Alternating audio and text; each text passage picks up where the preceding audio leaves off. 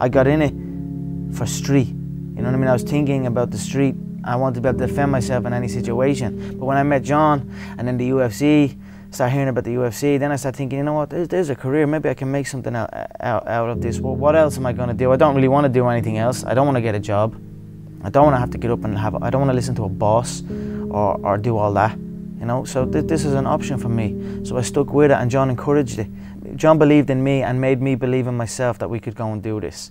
But before us, there was no other Irishman. There was no, as far as the UFC were concerned, Ireland didn't exist.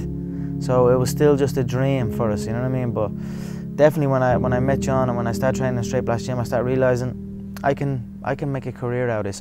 I can do something that hasn't been done before. I can show the Irish people true martial arts, something they have never seen before. So that's what we are in the process of doing.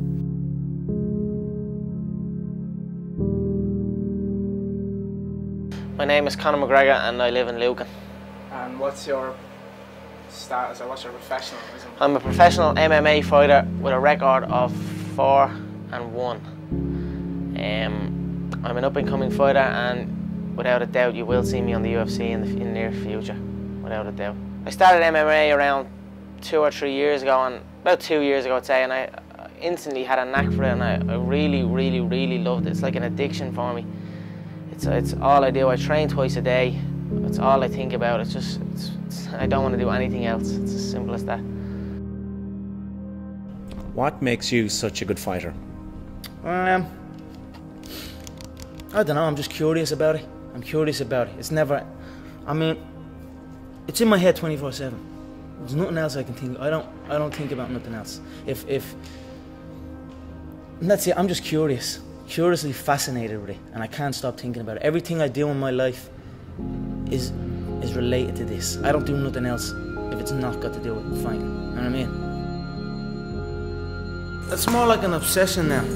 Everything I do is something to do with this, you know? It's always in my head. I'm always thinking about it.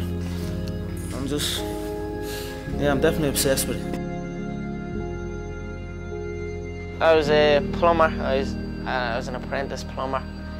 I did a year in that, and it just wasn't for me. You know, it's either all or nothing in the game I'm in. You have to. If you're not training twice a day, if you're not dedicated, you're not going to go anywhere. So I felt I had enough talent and enough dedication, enough love for the sport, that it was time to pack up my job and chase my dream, and that's what I'm doing, and that's pretty much it. And what is your dream? My dream is to be world lightweight champion in the UFC, have more money than I know what to do with, and have a great life for my kids, my grandkids, everyone in my family, everyone that's come up with me. That's my dream.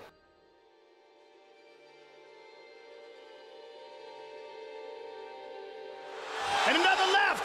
Conor's in serious trouble. He's down. He has done it. It is all over. So after that fight when I lost, and I'm looking at all these people and they're all celebrating my demise and saying I'm done and this, and it certainly lit a fire under my belly. Every single person doubted me. Every single fighter doubted me. Doubt me now. The notorious Conor McGregor.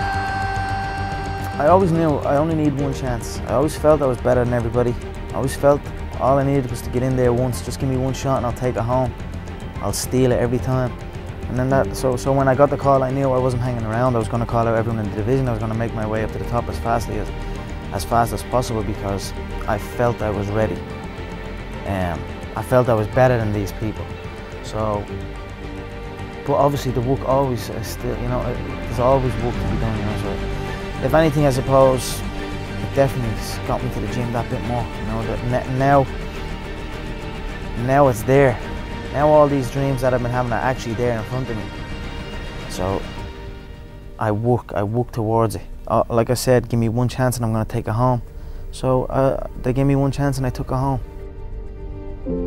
There's two things I've learned from these past 7 months. Number one is that hard work pays off. And number two is that dreams come true. I feed off this.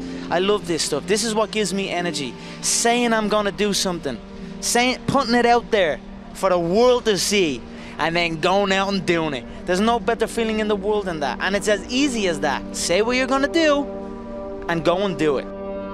I was asking you on Thursday about his right hand. Can I tell you what you told me? I said his right hand would get him into trouble. It's the shot I predicted. I said he'd overload on his right hand. I said I'd slip. I said I'd bang the left hook, and that's what happened. How do you do that? I mean, if you can see it here, and you have the courage enough to speak it, it will happen. So I see these shots, I see these sequences, and I don't shy away from them. A lot of times people believe in certain things, but they keep to themselves. They don't put it out there. If you truly believe in it, if you become vocal with it, you are creating that law of attraction, and it will become reality. When preparation meets opportunity, you know, nothing is impossible. You know what I mean? You can achieve anything. It's about getting better. Nothing else matters except me showing up at the gym every single day and putting in the work to get better. Nothing else matters except getting better, showing up at the gym and improving. When I was a kid, I used to always visualize stadiums and like, even when I was playing football, I'd kick the ball against the wall and I'd pretend I scored a goal, and I'd run off and I'd be raising my hand and visualizing an arena full of fans. And that was something I'd done as a kid out on my own. I like just running around kicking the ball. So I always had these visions of something, but I just didn't know what it was. And then I suppose when I came to these events and I started training MMA and then came to an event, it was like, okay, this is it. This is what I'm gonna do. And then, now I'm doing it. I knew what was going to happen. I knew I was going to get here. They didn't. It was a lot of stressful years. You know what I mean? A lot of tough times. But I proved them wrong. I proved myself right. I'm the fucking future! You're enjoying great riches and success now, but can you put yourself in the mindset of the guy who's waiting in line with other people? Always. Do you remember what that guy was thinking? Were you daydreaming of this? Was that even possible? Every second of every day I was daydreaming. But of course I can go back and think there. You know, I live there. You know what I mean? I always be there. You know, I show up and work every single day like I'm not in the position I'm in. Like I'm not me. So that's the mindset I have. It's working. If you work hard, you can achieve great things.